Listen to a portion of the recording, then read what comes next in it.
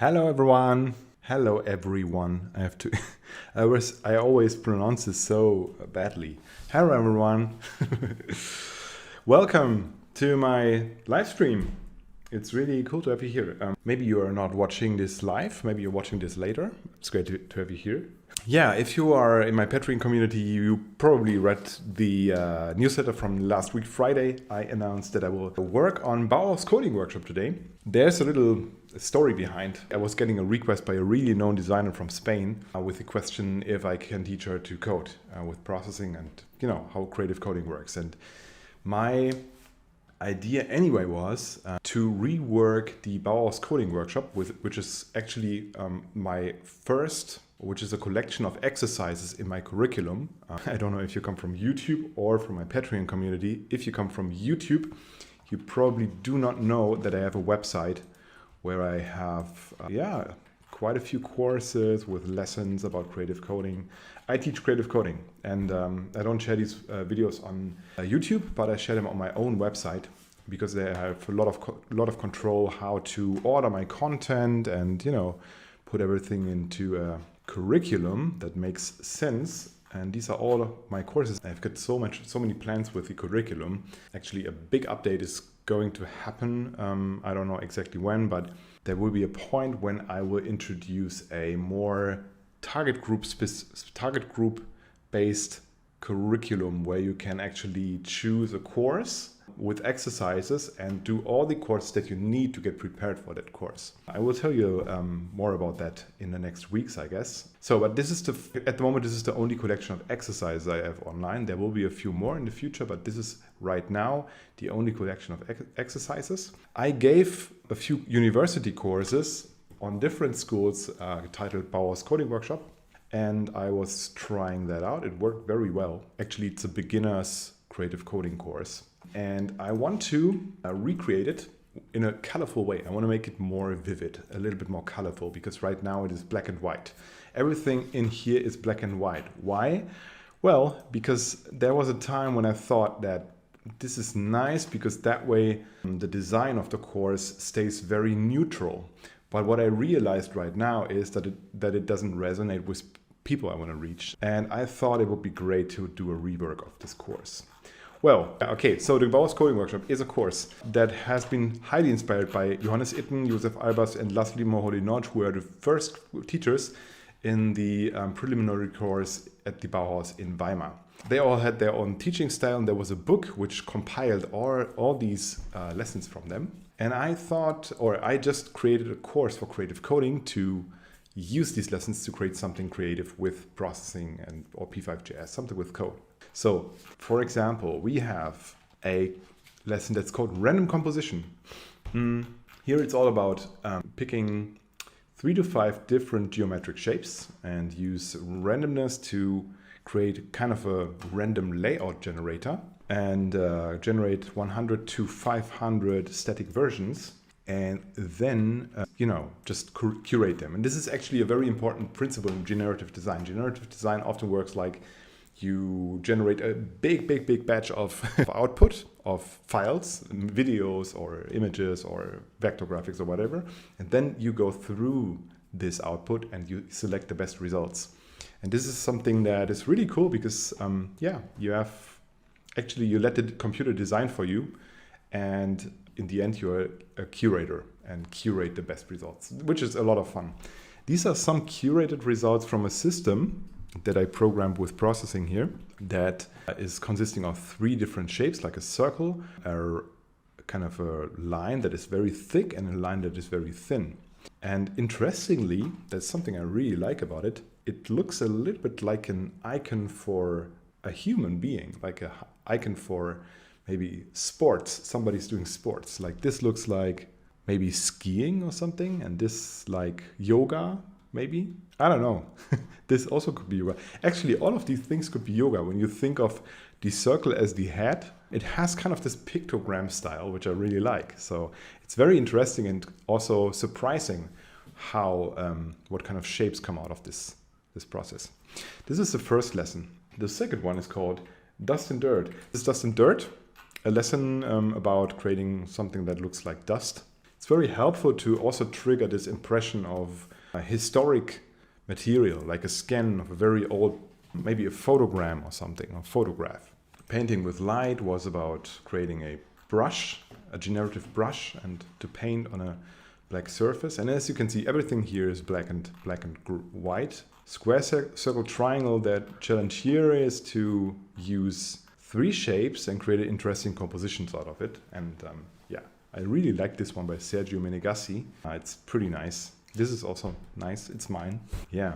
This is wave figures, which is actually, well, it's more or less bound to a course that is called waves. But it's really nice because with waves you can create amazing patterns, amazing visuals. I remember this one. That's really cool, right? Because there's a moment when it just gets ordered. Okay, next one. Moiré patterns. Moiré is an effect that happens when you let 2 different line structures with lines, and put them on top of each other, and you have a specific offset. Material studies. This is one I'm not so super convinced anymore. Let's see. Rhythm studies is my favorite. And this is pretty much bound to the modulo course. It's also now available in my curriculum about the modulo operator, which is a magical thing. It's really nice. I love it. A modulo is division by rest. It enables you to do, yeah. We look at this later. Geometric typography. This is also pretty cool, even though I have the feeling that it doesn't really work that well. So the results I had in here were mostly very chunky. I think they didn't really look super nicely designed because it's very difficult to control how these shapes sit on the canvas here on the sketch window. Formal contrast is a very, very classic exercise from the Bauhaus. So actually it's about visualizing contrasts, and here are a few words that we can put next to each other and which have kind of the opposite meaning.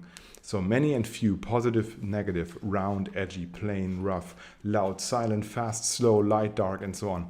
So with these kind of prompts, you can create visuals that represent these 2 different words. And this is actually a very nice creative task. We could use ChatGPT to ask it to do that. Maybe that works. I don't know. Oh my goodness. AI is taking over. I hate it. Yeah, that's another topic. You can read my article about AI if you want, but you don't have to. Okay, this is this is a little bit more bound to this idea of photograms. And actually this lesson is called photograms. What a coincidence. So it's about creating something that looks like a photogram. Photograms is something that I did when I studied in Lisbon on the IAD. I made a photography course and we were in a lab, in a photo lab, and we were doing these very, very nice photogram experiments. And that means you have a piece of photo paper, you're in a dark room, and then you can arrange some objects on this photo paper. Then you switch on the light and everything that is on the photo paper becomes dark. Is that true? Becomes light, and the background is going to be dark when you process this. So this is a pretty nice, was also in the past a very nice way to create very creative collages in a photography lab. So this is something that memes the aesthetics of photograms, but all made with processing here, of course. Cool. Okay, so the mission is to make this course a little bit more vivid. As I said, it's quite black and whitish. I don't want to make it super chewing gum like. I don't like that kind of style, right? So what I mostly do when I think about colors, and this is something I implemented in all the projects I did for my creative coding activities. It's kind of a design rule that I always follow. So I create a few colors here. The first one is black. Whoops. Here we go. So black. Okay, the other one is white. And then I have these RGB yellow colors that I use. So R is red, and I know all of the hex codes. Nice, right? RG green, blue. Okay. And also I use yellow. So these are the colors that I mostly use for my work.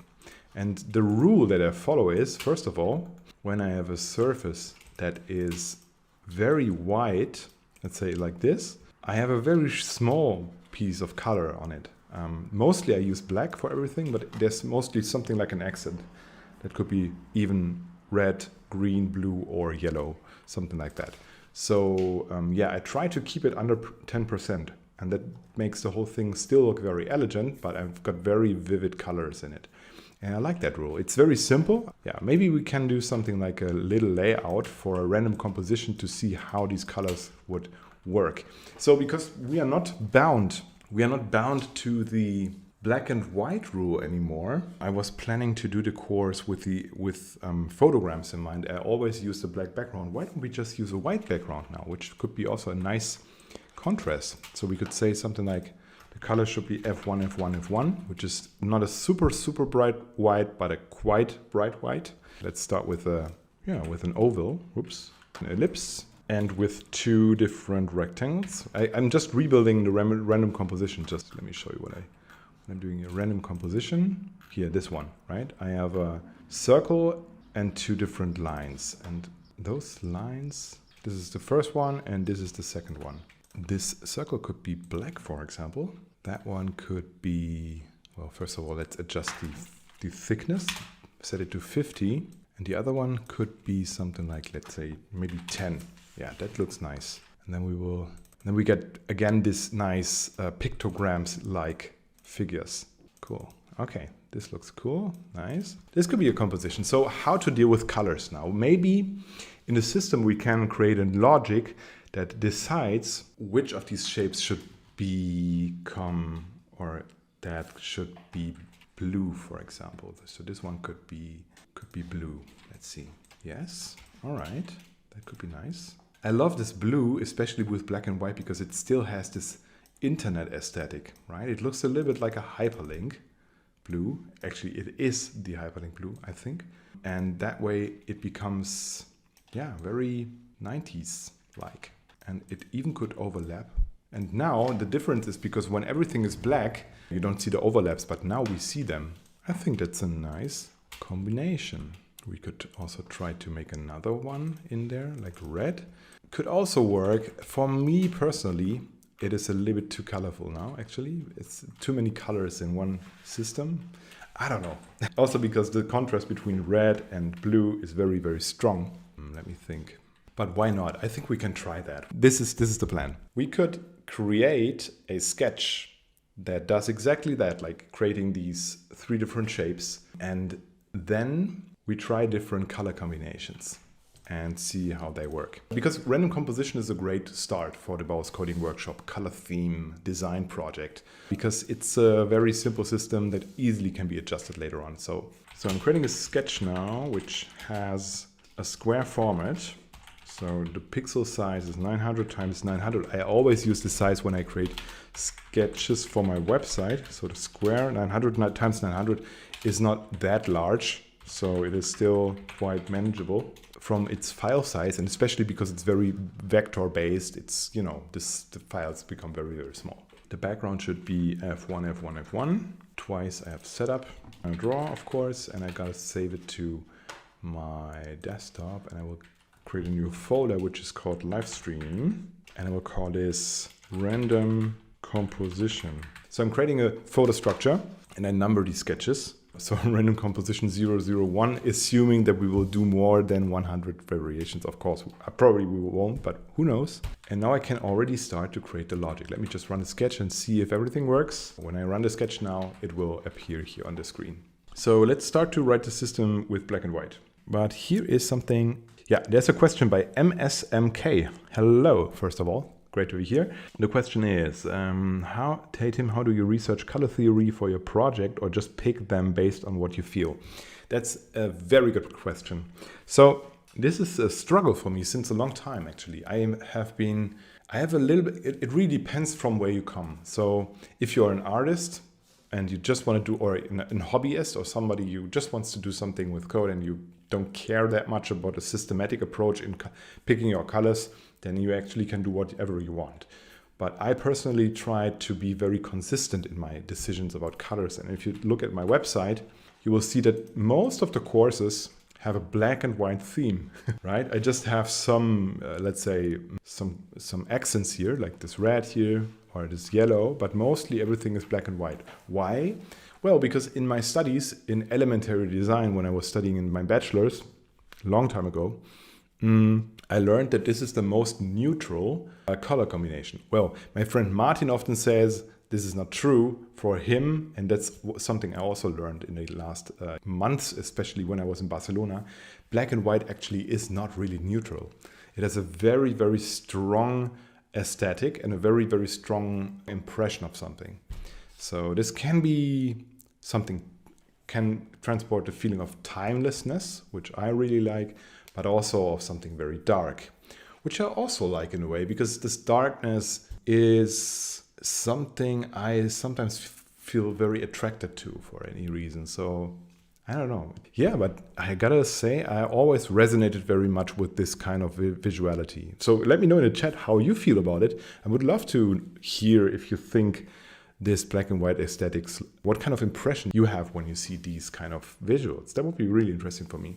Yeah, so to answer your question, I have, again, as I said in the beginning, maybe this is the color theme I use for my website and for my teaching. So it has kind of a, well, let's say a visual identity, and these are the colors I stick to. And it's very difficult to me actually to use other colors. It always feels very, very strange. Since some time I'm using photographies, colored photographies. Before I was just using black and white photographies. Now I'm getting more used to colors there. But yeah, I have this temptation to get always very reduced in colors. Yeah, that's my personality. I don't know why. Let's get back to the sketch.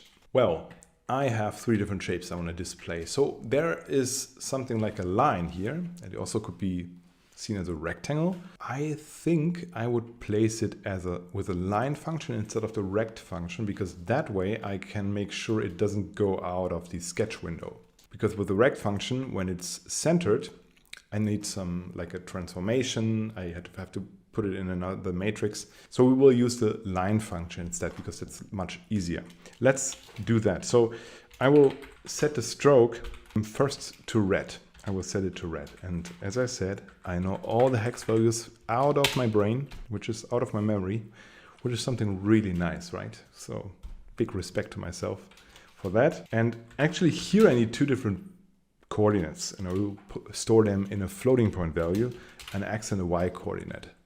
No, x and a y value for one coordinate. So x should be a random 0 and width, and the same for y. And of course, it's always nice to make sure they don't go too close to the boundaries of the sketch here.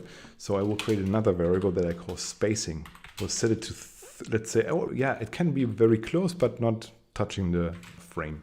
So I will put this to 25. I will say instead of 0, I will put it to 25, and here I will subtract 25 from width. Sorry. I'm too many things at the same time. Spacing, because it's in a variable, right? All right, and now we can write the line function. So this is, okay, we have a line. Let me go to Figma. A line has 2 coordinates, this one and this one, right? So we need 2 different coordinates. So that's why I will call it x1 and y1. And I will copy paste that. I will say it's called x2 and y2. And then I can put x1, y1 and x2, y2 into that amazing line function. Let's see how that looks like. And of course I have to slow it down, because by default it's set to a frame rate of 30. So I will set it to 5, make it much slower. Okay, this is a very, very thin line. So we have to set the stroke weight to something like 10. Nice. So we now have a line dancing on the sketch window, which is cool. And also I would like to set the stroke cap to square, because then the it has not, you know, before it had round caps. Well, let me really slow this down to 1 frame per second. Let me see. Yeah, as you can see, or maybe you cannot see it, but let's amplify the stroke weight again to make it 100. Then it will definitely be visible. So as you can see now, it is round here, right? And I want to have it edgy. So this is what I do with the stroke cap function. Now we have a really nice rectangle. Okay, let's set the stroke weight again to 10 and create another stroke. And now we can just copy paste this code here. And we can, of course, we have to delete float, because we already declared the variables here. And this is now overwriting the values in the variables x1, y1, x2, and y2. And yeah, this works as well. So now we have two different lines with the same colors. And I gotta say, every time I look at one of these images, I see something concrete, which is so nice. I love that. I think it's really cool to create a generative kind of pictogram generator or something. There's a new comment. Absolutely love your channel and the way you share content. Can I use one of your codes to build upon another personal project? Thank you so much. That's a really nice compliment. And of course you can. Feel free to do that. And maybe my Patreon channel is interesting for you, because with Patreon, you get access to all of my courses. So I use Patreon as a membership management system. And those people who signed up on Patreon as students become or get access to this curriculum. It has hundreds of lessons, and most of the lessons have videos. So I teach you everything from ground up. So you can pick the courses that resonate with you or you resonate with, and learn something new. So just go to patreon.com/timrodenbrücker to check it out. Or go to timrodenbrücker.de, check out the courses, and then click on the Patreon link here. All right, cool. Okay, let's move on here in this system. Okay, here in the other system, we had two different stroke weights. The other one was very thin and the other one was very thick. So let's even make the whole thing a little bit less thick here. And this one could be really fat, like 40. Let's see how that looks like. Yeah, that's cool, right? It could be be a little bit more thicker, let's say 70. Let's see. Yeah, this is cool. This is a nice contrast, I think. Okay, now let's create the circle. We have to do something like this. We have to say no stroke, because we want to deactivate the stroke, and then we say something like fill. And now we will take another color. Let's stick with red for the beginning, and we will set the size of the circle, float S. Oh no, let's call it diameter to, let's say maybe random, something between 100 and 300. Okay, and I will create an ellipse function and create again a few coordinates here. And I think I will create also a new spacing, because the circle is positioned in its center, and that means it could overlap the whole sketch window. So spacing should be maybe diameter divided by 2. Maybe that works well. Yeah, we can just delete that because the variable already exists. And then we say x and y, and say x, y, diameter, comma, diameter, x, y, diameter. Does it work? Is it right? What do you think? What do you think? I think it's right. I think this should work. Let's save this.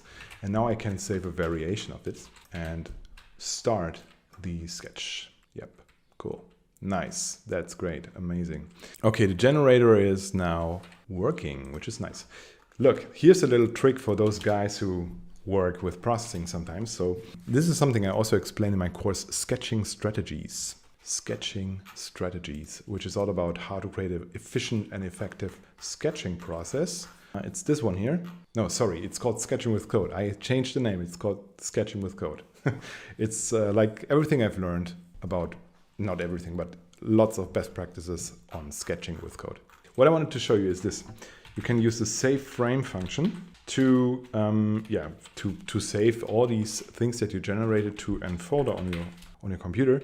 I always put this to a folder called out, and then I create like 3 or 4 of these hashtags and write PNG, and these hashtags will then be replaced with numbers. So let's take a look at this feature.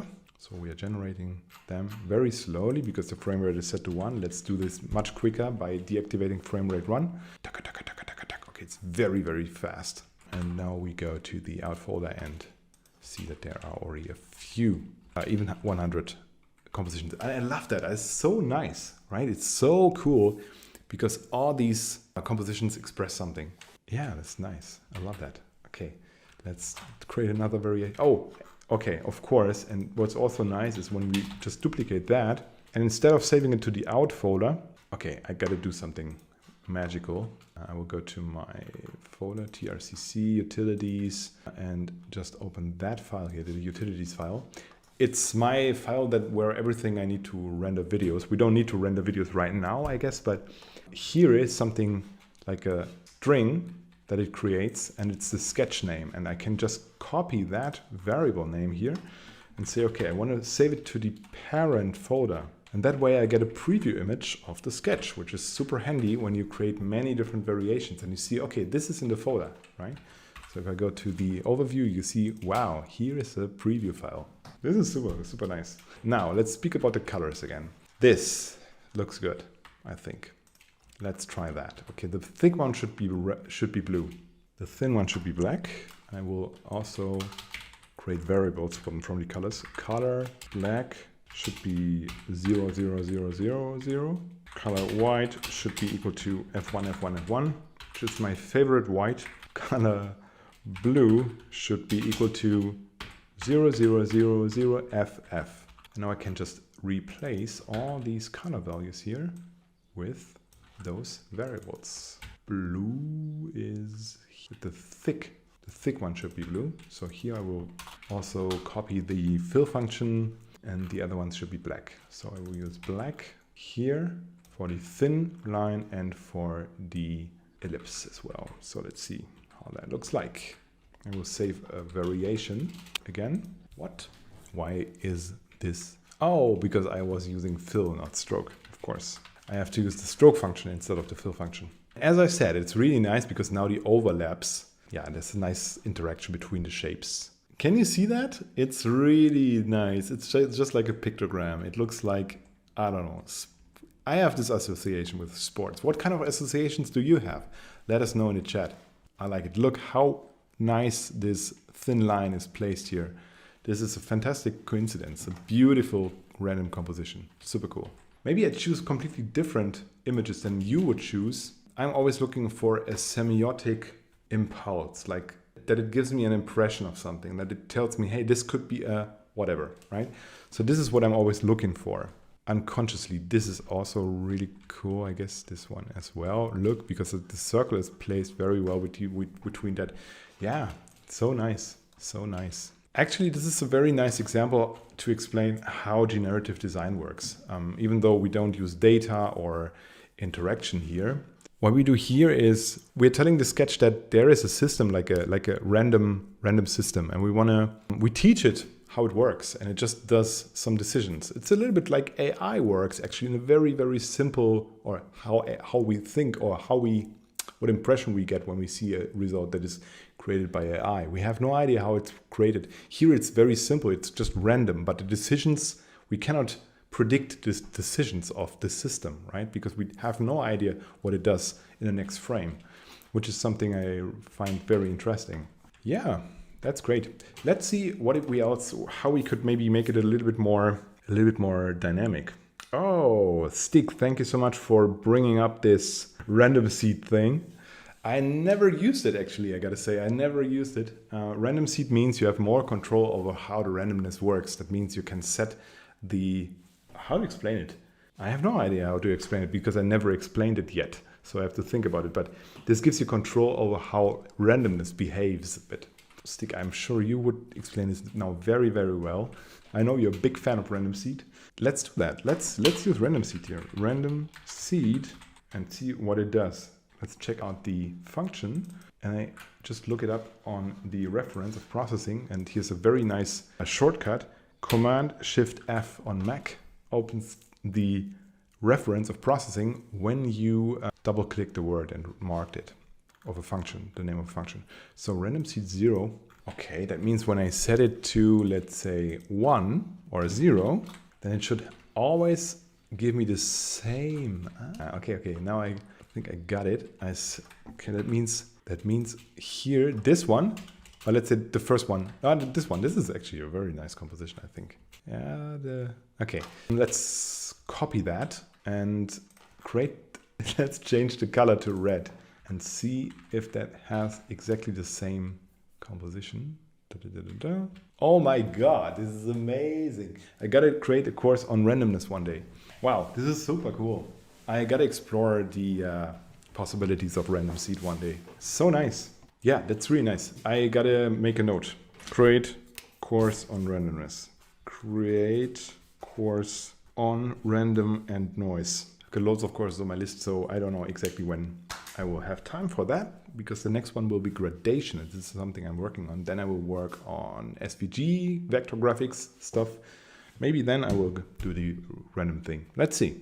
Okay, cool. Now let's make the system a little bit more interesting. I think the stroke or the line, the first one, could be a little bit more, could be something like a bow. Instead of just a line, it would be nice to have a bow. And we can do so by, first of all, eliminating that line and creating a begin shape and end shape function. Begin shape and end shape function here. Create a vertex points, vertex. The first one should be x1, comma, and the second, the two variables I've put it in here is x1 and y1. The second one should be x2 and y2. Here we go. I think this function at least needs 3 points, even though this is a little bit strange. But let's see what happens. Yeah, it does what it should do. Of course, we have to deactivate, by the way, the fill. Come on. All right, no fill. Stroke. Okay. And now I will use curve vertex instead of vertex. Curve vertex instead of vertex, and that will make it a bow, hopefully. No, it's disappearing. Why is that happening? Let's create, crazy. Let's create a third point, maybe. Does it work then? Say, and we create a third vertex point. I just remembered that there was something like that we have to create more vertex points. 4. Thanks, Stick. Thank you so much. Okay, I will create. Why does it need 4? Because I just have 2 points. I want to have a bow. And why does it need 4 vertices? I don't know. I don't get it. Stick to the help. Stick, we need you. Yeah, okay, let's try. And what do we get? It's still kind of a line. It's not that much a bow that I expected. It's not that bowy. Why is that happening? Oh, no. Oh, there was a moment when it was really a real bow, but it's very straight. I don't get why. Let's check out curve vertex. The bend of the curve is calculated based on previous points. What did I do to open the reference again? Here's a very nice shortcut. Command Shift F on Mac opens the reference of processing. Oh my God. Find in reference. This is, F. Command Shift F. Find in reference. Here we go. This is the reference of processing curve vertex. Specifies vertex coordinates for curves. This function may only be used between begin shape and end shape. And okay, done. We did that. And only when there is no mode parameter specific to begin shape. The first and last points in a series of curved vertex lines will be used to guide the beginning and the end of the curve. Okay, the first and last points. The first and last points in a series of curved vertex lines will be used to guide the beginning and the end of the curve.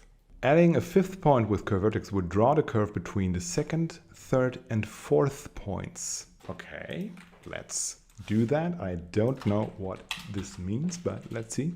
I have no idea what I'm doing here, but I'm doing it. X5, X and Y5. Let's just run a sketch. Yeah, wow. Now it gets more like a thread. It looks like a thread. That's cool. This is great. Fantastic. I love it. Okay, let's create more of these variations. Master Sticks writes, curve vertex use caramel ron splines. Caramel ron splines. They are not nearly as beautiful and smooth as Bezier curves, but somewhat easier to use. Yeah, that's true. That's the thing, right? You can actually use it just like the vertex function with straight lines. But yeah, I got it. And you know what we could do? This is also great. Look, what we can do here, there's a beautiful rule in programming that says DRY, dry. That says, don't repeat yourself. I repeated myself here very often because I was creating the same thing over and over again. Let's make this code a little bit more beautiful and maintainable. And now I will create a for loop. I equals to 0, I is smaller than, let's say, 5, I plus plus. And then I will wrap it into these beautiful, beautiful brackets. And then this is recreating the variable x and y each time the for loop executes. We'll put it here into the loop, and this should be exactly the same result as a few moments ago. Let's see if that's true. We actually can just copy paste that, put it here and do the same thing. Maybe let's not do that right now. Let's wait. Otherwise it gets too messy. Just deactivate that piece of code. Let's see if that works. Okay, it doesn't work. Of course, I have to wrap this around because I have to create this shape, open the shape, create the curve vertex elements or the vertex points. Yeah, exactly. This I have to put it outside of the for loop. Of course, run a sketch and this should be exactly the same. The cool thing now is I can amplify the whole thing. Let's set the frame rate again to 1 and I could say something like, okay, do 15 vertices, which is also pretty nice. It looks like thread, right? I like it. Could be a little bit more thin. Yeah, this is quite cool, I think. I like that. It's pretty nice. It's like a random drawing. It looks like a drawing. It looks like something made with a pencil. Beautiful, right? That's what I love about creative coding. It surprises me. And I'm very sure if we generate 5,000 or 50,000 of these and we will go through them, we find a Picasso, right? That could happen. We find a Picasso in there. Random composition. This is magical. Yeah, we have another line here. We could do exactly the same, but we don't have to. Let's just put float in front here. Nice. So the second thing was this thick line. I will create a new variation of it here. So it doesn't really work anymore because the thick red line, maybe this is just a very, very subjective thing right now. I'm doing decisions based on my gut feeling, right? So I have the impression or the feeling that the thick line should be black and the thread should be red. I'm using the variable, putting it in here, and I will set the stroke to red of the thread. Yeah, could work. Let's try something else. Let's say, okay, I get another variation. Let's say we do the thread should be, and this is actually how I work with creative coding. This is actually creative coding in its purest sense, as far as I understand it. It's just playing with the variables, playing with the system, following the flow of the whole process, following your own intentions and your gut feeling, and putting it into the way. This is the creative work with code. This is a gray I often use. I made the thread gray. What did I want to do? I think I wanted to make something blue. Yeah, it's something different, right? It just became something very different, and maybe it's a little bit too chaotic. Let's set it to 6 to make it a little bit more, I don't know, not too heavy, this effect. Yeah, this is more controlled. This doesn't look too chaotic. Now I can set back the stroke to 70. Also amplify the diameter of the circle, and also maybe change the spacing to 75. Let's see.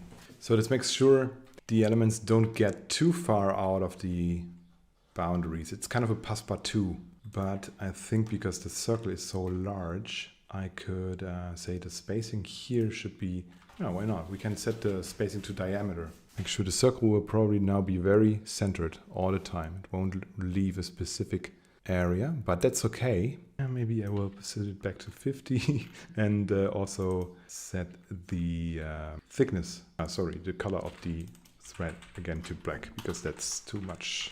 Okay, let's just let it run and see what happens. I will set the frame rate back to 30 by commenting out the frame rate function, and then we will go through these results directly in the output folder.